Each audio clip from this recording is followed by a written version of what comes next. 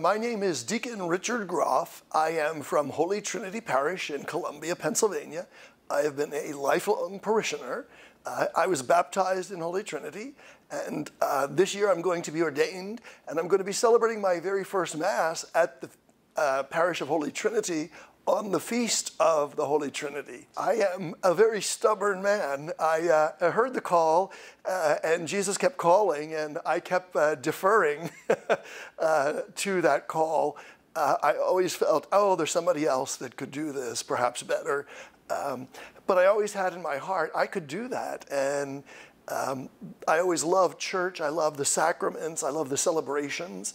And I thought, I could see myself doing that, and yet at the same time, entering the seminary and going through that process, I thought, oh, I'm not sure.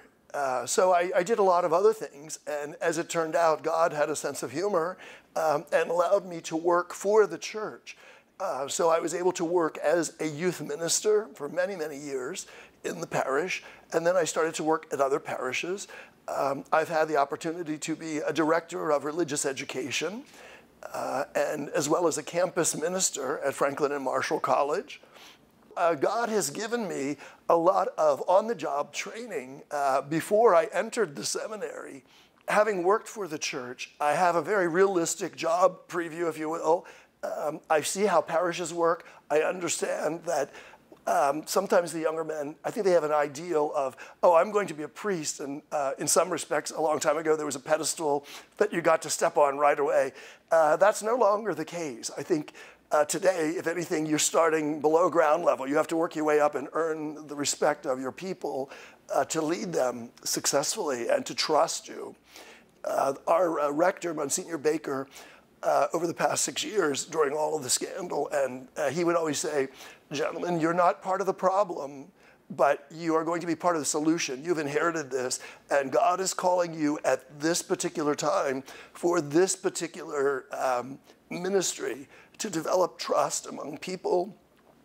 And so I think, you know, I could have gone in many years before, but why did God call me at this point?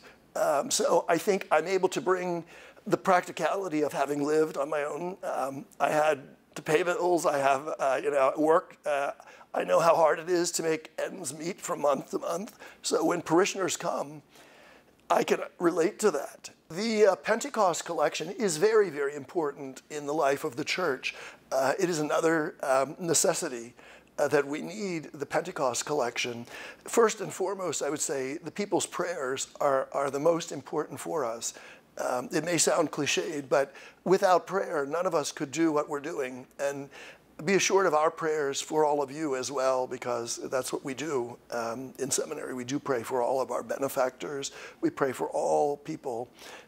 So that's the beauty of the priesthood, to have the liturgy of the hours, to be able to pray.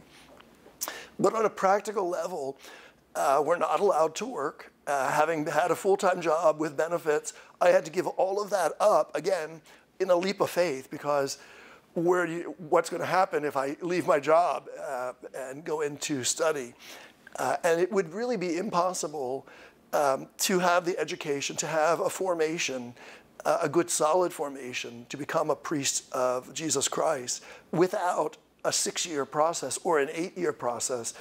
Those gifts of people, their generosity is so humbling to receive that, first of all, and to be able to thank them. And we can't adequately thank people enough for all of their goodness and kindness and their generosity to the church.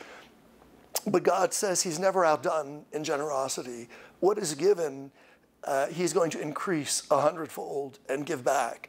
And so, God willing, you're going to be receiving good and holy men to serve you and your families, to be there to administer the sacraments, because without priests, we don't have the Eucharist. We don't have the sacraments.